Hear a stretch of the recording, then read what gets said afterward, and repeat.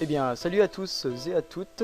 Aujourd'hui, on se retrouve pour le deuxième épisode de la série Comment booster son PC sous Windows. Alors, on va commencer par un truc tout simple. Vous allez aller dans Démarrer et vous allez taper Defra. D-E-F-R-A. Donc là, vous pourrez voir défragmenteur de disque de Windows. Ou alors, si vous avez suivi l'épisode 1, vous avez Smart Defrag intégré à Advanced System Care Pro 6. Donc on va faire des fragmentaires du disque Windows.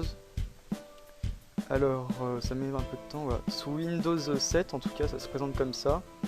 Alors il faut tout simplement sélectionner vos trois disques. Donc le disque système et le réserve au système. Si vous en avez un troisième vous le sélectionnez, enfin vous les sélectionnez tous.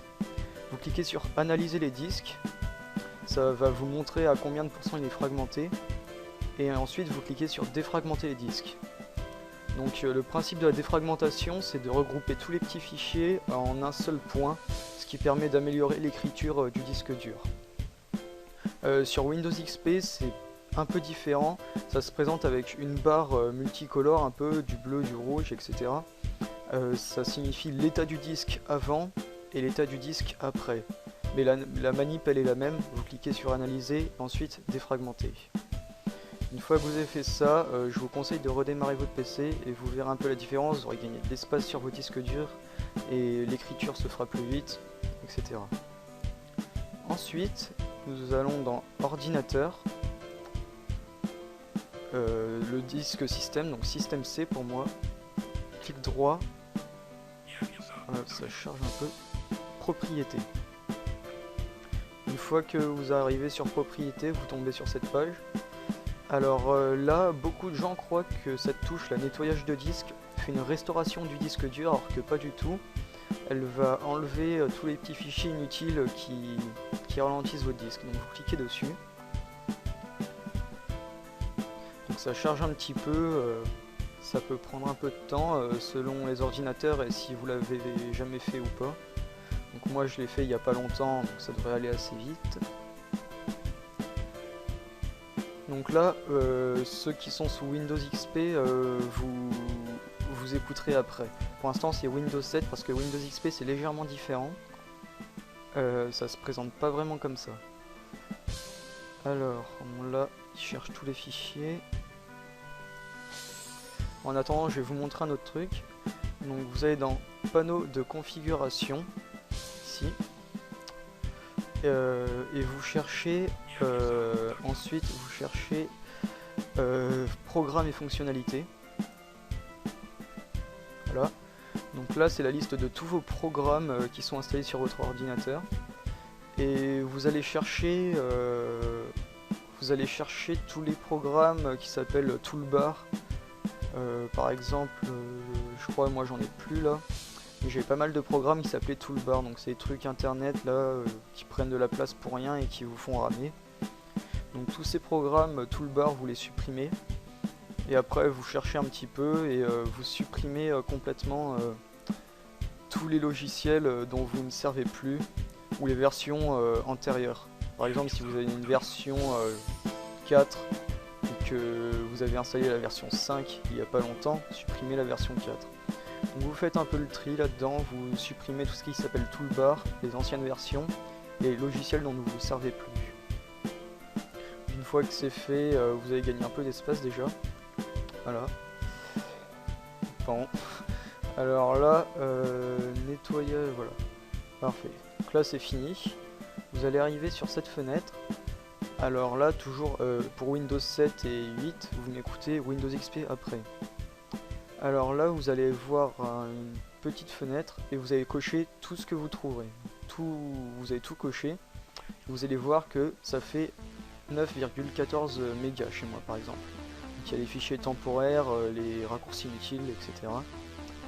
Alors peut-être que vous aurez une touche ici. C'est supprimer les points de restauration ou un truc comme ça. Alors vous pouvez le faire, ça supprimera toutes les mini-sauvegardes de Windows au cas où il y a un bug et donc elles prennent beaucoup de place au fil du temps, donc ça les supprimera toutes sauf la dernière. Ensuite, avant de cliquer sur OK, vous allez dans l'onglet Autres options et vous faites Restauration du système et cliché instantané. Vous appuyez sur Nettoyer, Supprimer. Donc là, ça va rien afficher. Peut-être si vous en avez, ça va afficher un chargement. Ça prend pas très longtemps. Ensuite, une fois que c'est fait, vous appuyez sur OK. Donc pour Windows XP maintenant, vous allez tout cocher sauf compression, fichier, je sais plus quoi. En général c'est le plus gros. Alors celui-là vous ne le cochez absolument pas, sinon votre ordinateur risque de planter dans tous les sens et ça va pas être bon pour vous. Donc vous cochez tous sauf compression fichier. Ensuite vous appuyez sur OK, supprimer fichier et vous allez gagner un petit peu de place sur votre disque dur.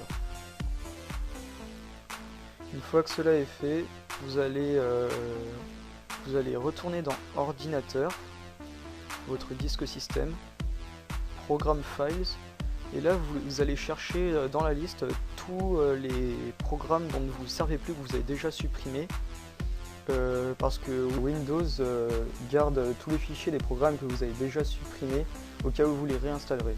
Vous cherchez un peu et vous supprimez tout ce que vous avez déjà tous les programmes que vous avez déjà supprimés. Et si vous avez programme, même opération. Une fois que cela est fait, nous allons passer à une commande bien connue des joueurs de Minecraft. Alors vous tapez %, appdata, %appdata, vous faites entrer. Et là vous allez chercher dans la liste des programmes aussi tous ceux que vous avez déjà supprimés. Donc, je fais un exemple ici, a priori non, mais il y a pas mal de programmes que vous avez déjà supprimés qui se trouvent encore ici. Vous les supprimez tous et normalement une fois que cette opération est faite, vous aurez dû gagner pas mal de gigas d'espace sur votre disque dur. Donc c'est la fin de ce deuxième épisode qui a été un peu plus court. Alors je vous remercie d'avoir regardé la vidéo et je vous dis à une prochaine fois pour l'épisode 3. Allez, ciao!